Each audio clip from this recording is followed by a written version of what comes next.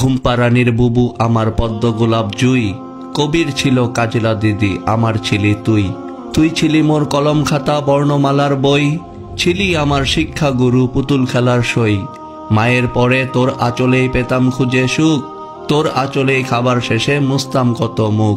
আমার এলো চুলগুলো আর হয় না সিথি কাটা, তোর আঙুলের ডগায় ধরে হয় না রে আর হাঁটা।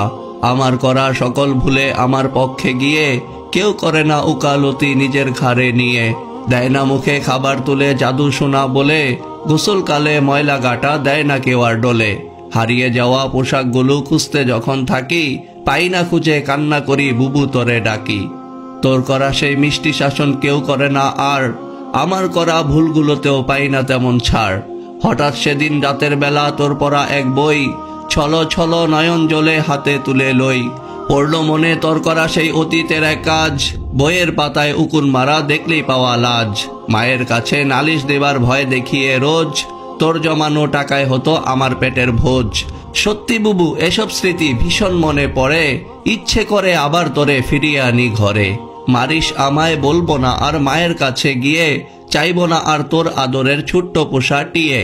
তোর বানানো হাত পাখাটাও আর নেব না কেড়ে, দুহাই লাগে পাগলি বুবু যাসনি আমায় ছেড়ে। তোর লেখা সেই নোট খাতাটাও করবো না আর চুরি, মায়ের